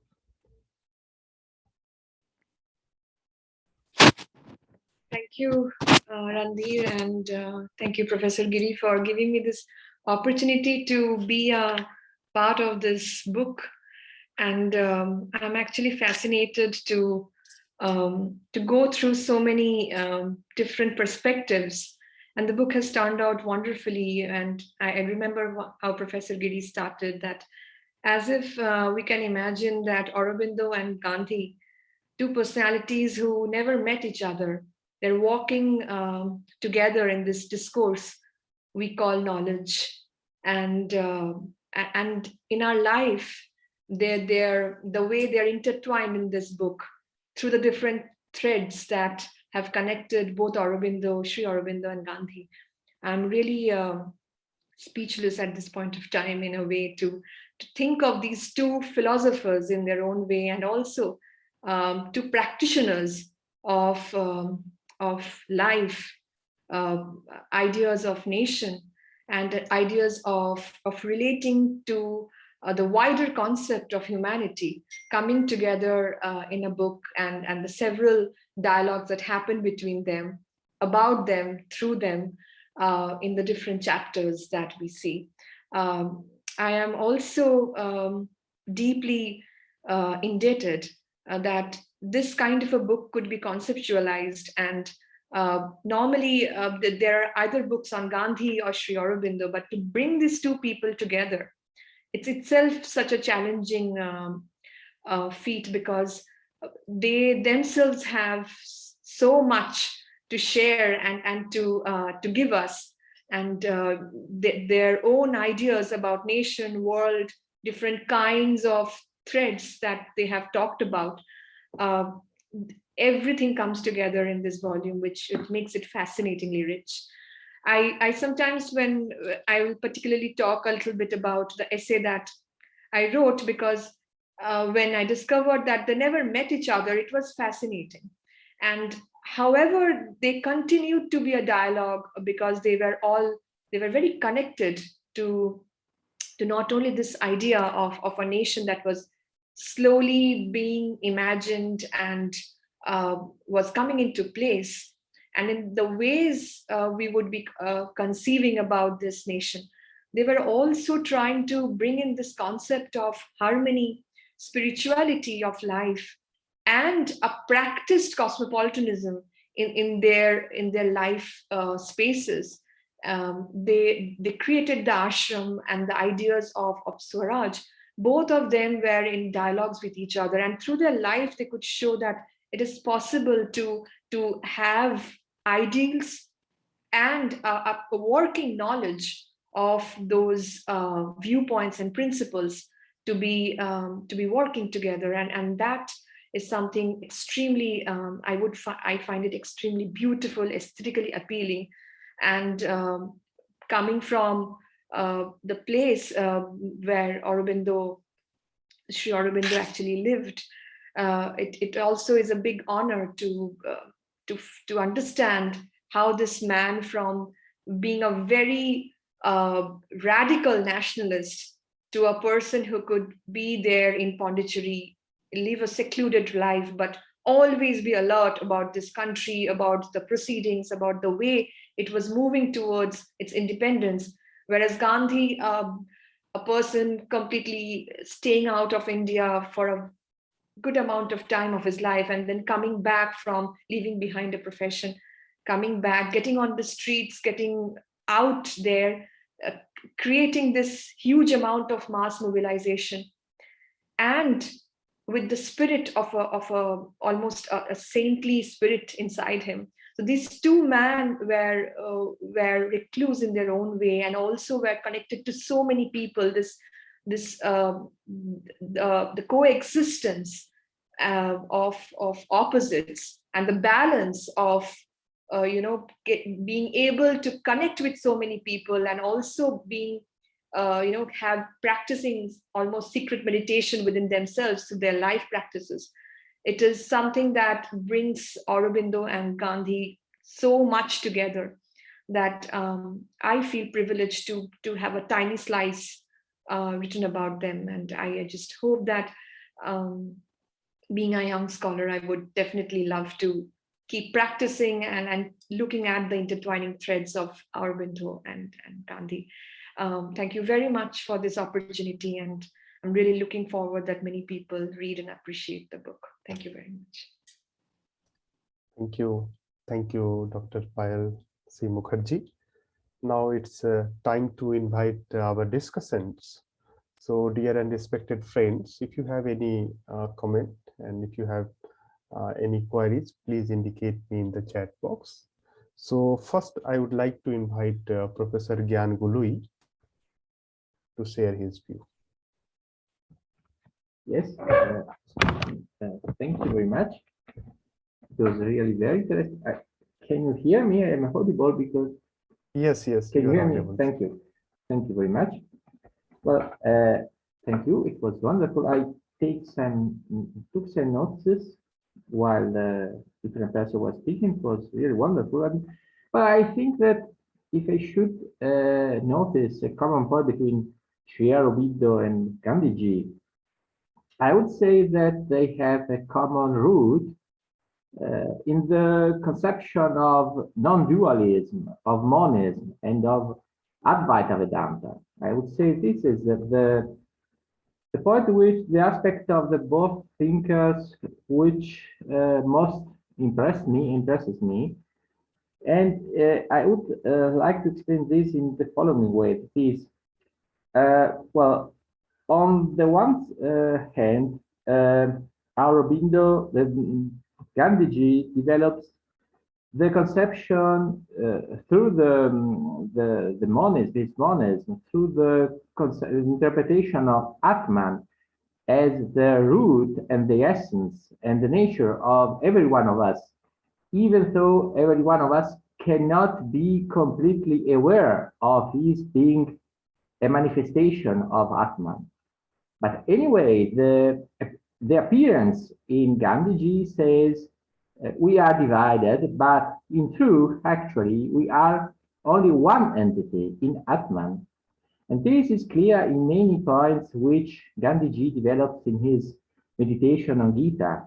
In the meditations of Gita comes this concept of the monism, so to speak, and of our being originated and acted by Atman in a certain sense. Atman acts through us, even though we do not know this, and even though we are not aware of this. And this point is fundamental. It's really a foundation for the entire political, social, and also economical thought of Gandhiji. Because if we are, and only if we are aware that we are all a manifestation of Atman, we can have the recipe and the way and the direction to eliminate the differences in society and the divisions in society. That is, we can understand that the divisions we develop in society have actually no ground to exist. And the point of foundation of this program, which is also a political program, it is a mental program, an educational program, and all the political program, is that we become aware of our being Atman, of our common root in Atman. So a negation of dualism and an exhortation in Gandhiji to become aware that we are only one entity, actually. And this is, with other words, of course, but this is a common point, a true common point with Sri Aurobindo, because Aurobindo many times says, for instance, through the conception of the supermind and of his interpretation of the supermind, through the conception of the supramental transformation of every one of us, that every one of us has to understand that it is a manifestation of the one, and it has to be to do this essence, this return, this coming back to the one, the supermind, and the common origin of every one of us. But this, I think that in spite of the fact that Gandhiji and Sri Aurobindo expressed themselves in different ways, common is their conception of knowledge as a transformation knowledge, transformative knowledge, and of the transformation of the mind through the acknowledgement and the awareness that we are, every one of us, a manifestation of the same root, and that we have, so to speak, called, exhorted to be aware of this common origin. Of course, then in Aurobindo, I see very many surprising, astonishing, and amazing too similarities and analogies with Neoplatonism in the Western tradition and with Plato too. But also in Gandhiji can we find something like this, because in both of them there is the conception that the mind has to return to a primeval original condition, which is beyond the divisions, which is beyond the appearance of separation. And the mind has to go beyond the being itself. And they come to this result through different, so to speak, ways. But clear is, for instance, also in Gandhiji, that we have to go beyond the sphere of sattva. He founds his basis, his reflections on the Gita in this sense. But I would say that the foundations, the very foundations of the philosophy of both thinkers is really very, very many similarities with each other. This, the conception of the transformation through knowledge, and the conception of knowledge as a kind of going back, coming back to what we actually are, even though we do not know this, and we are not always aware of this. And the conception of knowledge as a kind of essence to something else, which is really surprisingly similar to our Neoplatonic tradition, to Plotin, and also to Plato himself. There are really very, very many points which, of course, can be perhaps attributed to the common origin of some points of the ancient Greek philosophy and of the Indian cultural heritage also. So thank you very much. Thank you. It was wonderful. Thank you.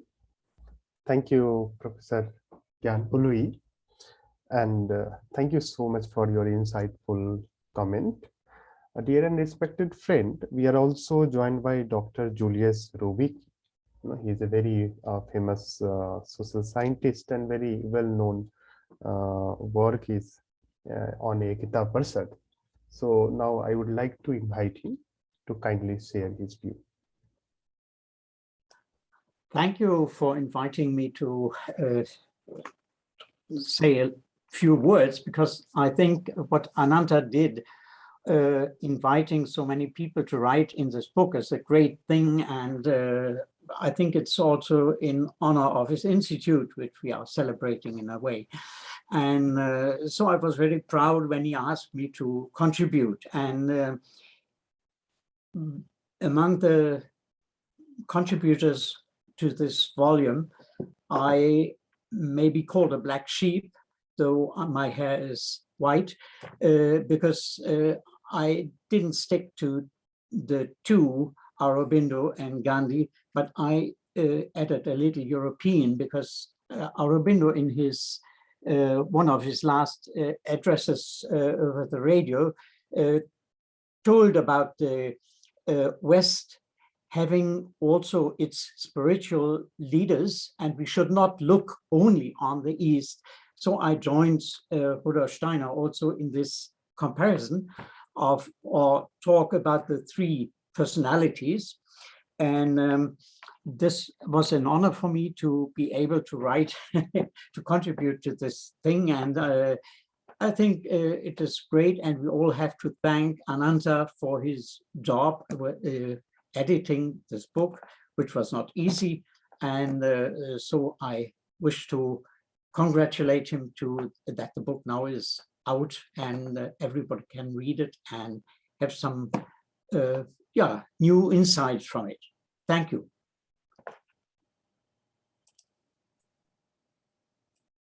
Thank you. Thank you, Dr. Julius. We are so grateful to your presentation here. So any other friends who would like to share or comment?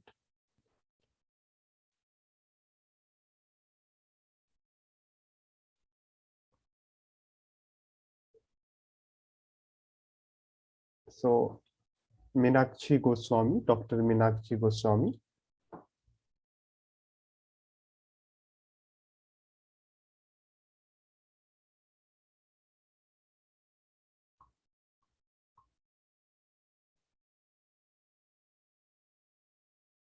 So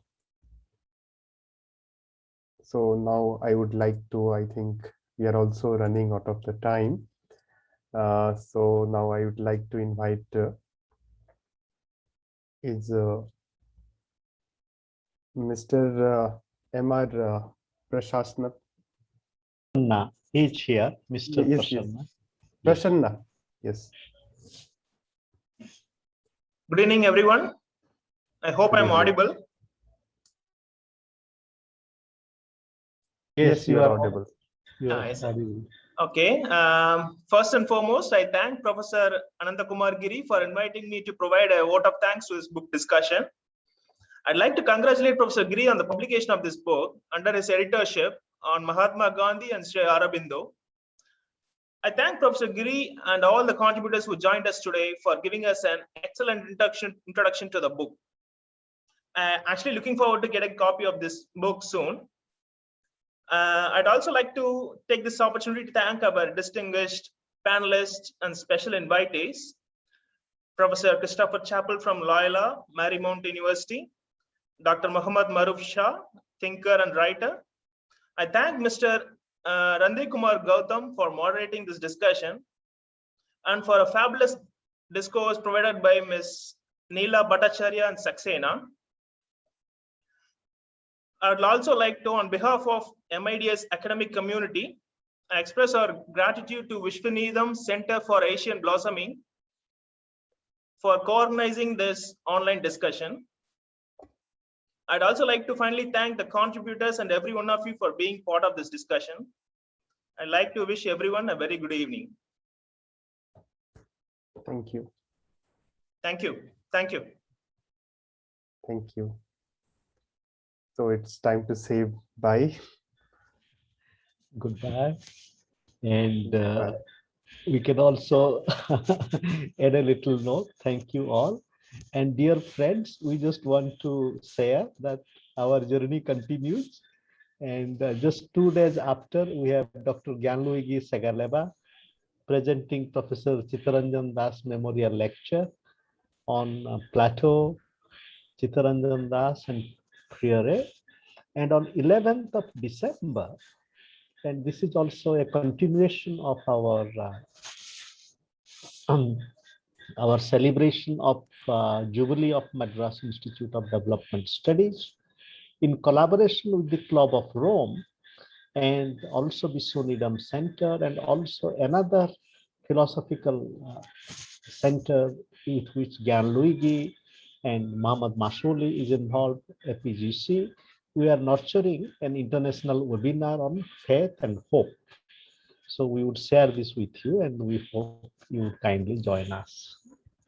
Thank you. Thank you.